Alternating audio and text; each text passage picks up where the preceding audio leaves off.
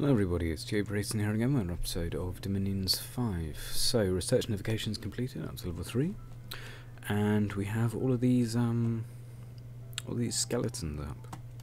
And we also have some other things going on. So, the Erythraeans attacked the Throne Province with one cast of remote attack birds. Very funny.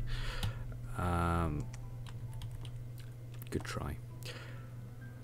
And then they attacked with a bunch of stuff, and it all died, despite the fact that Lemurians still aren't using any mages. So, there we go. We're about to attack Nidria. I've already done some of the scripting, but I'll definitely run through it. And we got attacked over here, but who cares? So, and we got found. See, as you can see, they're using two casts of Black Hawks to patrol down the unrest from blood hunting with 5-foot angels.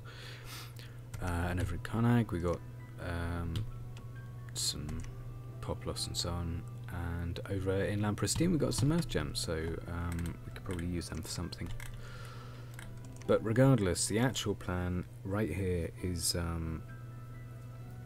try and get this game over with. So going into this province, I wish they'd change this, to be honest, but there is no way to.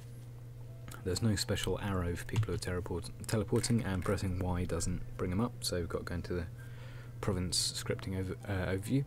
I'm going to change the orders from attack on this actually, but our main order is Magic Duel, and then cast spells. So we've got a slightly better than 50-50 chance, I believe, to kill this guy.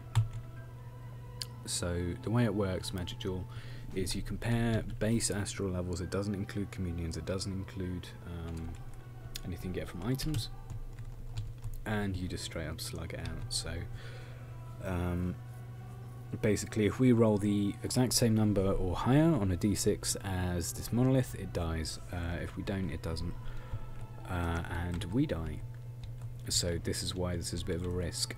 The reason I'm doing that, right, is basically because of these watchers. So why are watchers so dangerous? So they have tons of hit points at 75, right? They have 20 prot, and they actually have pretty good magic resistance as well as a huge patrol bonus and so on. The only reason that you don't see many of them in regular games of Dominions is that they are quite hard to mass. You need to cast, I believe it's an E3 A1 spell. Let's have a look. I believe it's an enchantment.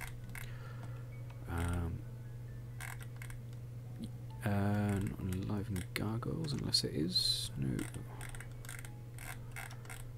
Looking like a noob here, but watchers. Let's have a look. Are they not summonable? I thought they were. I thought that was okay then. I could have absolutely sworn they were an E3 A1 spell, but anyway. So they are hard to mass is basically what I'm getting into in any case.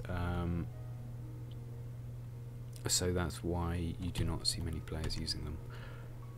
But once they're masked like this, it's a similar situation to Amberclan Underwater, right? Where the indie province that has them is quite dangerous, but because of their very high requirements for getting more of them, it's like a map obstacle. It's not really something that you're going to run into again. If this guy, after I've told him what my plan is, just goes and attacks this turn, I will be nonplussed, to say the least. Especially if you just run into each other. Anyway, so the attack plan, as it were, is to go in, hopefully with the monolith down, with all of these skeletons to try and take out as many troops as possible at the front.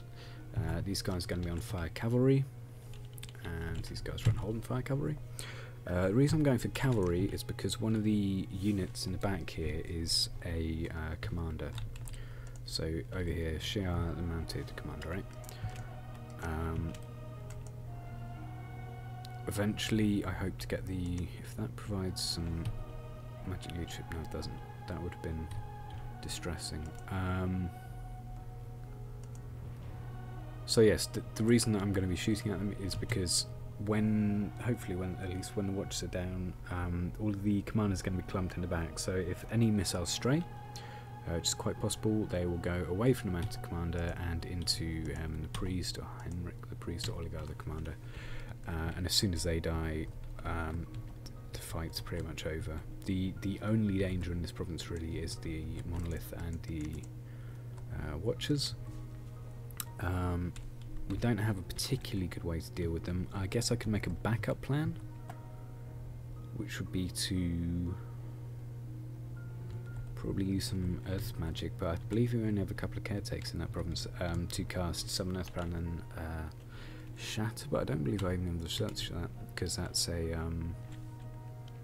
alteration spell rather than an evocation. So instead, I guess we're just going to have to go. We've probably got enough like random chaff, so going for aim.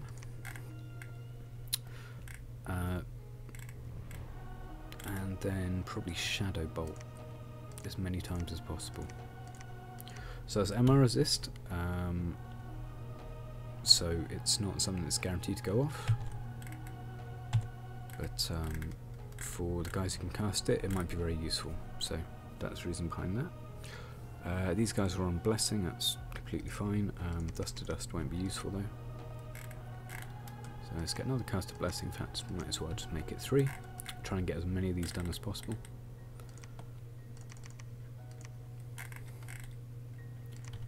And then think about what we want to do for the other 2 casts, because this is basically our last gambit, so I'm not averse to using gems for this. So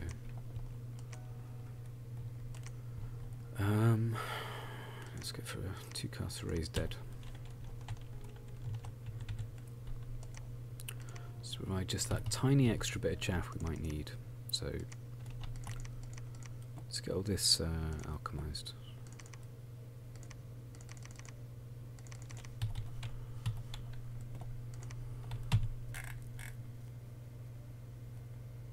Okay, probably got enough blessing between all this stuff, but if not too much. But it's never going to be unhelpful. Anyway, and then with the crystal shield on this guy, it's going to be doing Phoenix Power and then Flaming Arrows. That should give the archers the additional punch they need, hopefully. And then the Arathens can take the province next turn and hopefully win the game. This is all, of course, with the fairly large assumption that we beat a monolith in a 1v1 using Magic Duel. If we don't, we're just going to waste a lot of troops, but I mean, it's better to try something than nothing, I'd say, because otherwise the Lemurians are just going to win the game. Do we really need these in less groups, or do we want them in more groups? Let's go more groups. So the reason to split them up is to reduce the likelihood of them all getting shot at once. It doesn't really matter, but it could come in handy. You just never know with this stuff.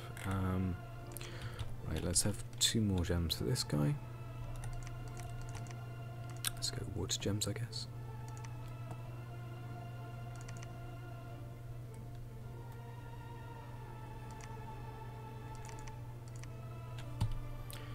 And then we have an air 2? No, we don't. So there's no use casting something like. Well, why not? We'll give it to this guy.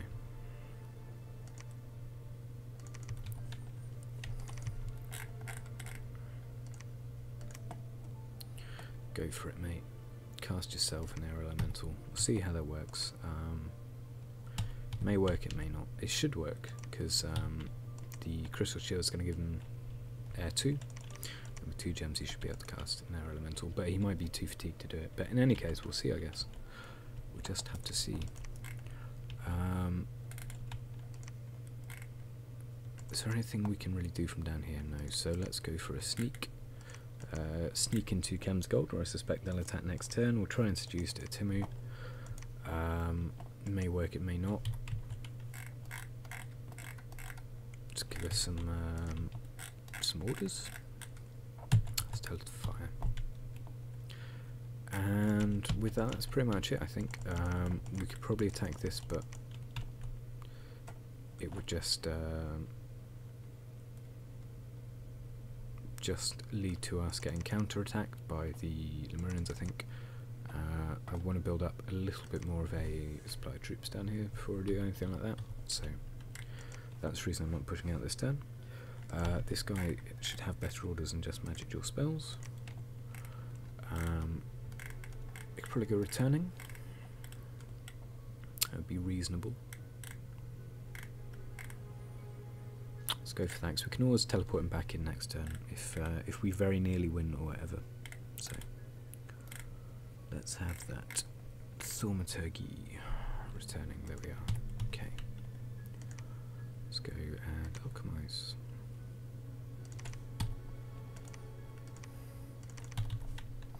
And did that guy ever get his gems? He didn't, so there we are. Right, that'll be it, I think. Call it at that. Thank you very much for watching once again. And yeah, hopefully this will go off. See you soon, goodbye.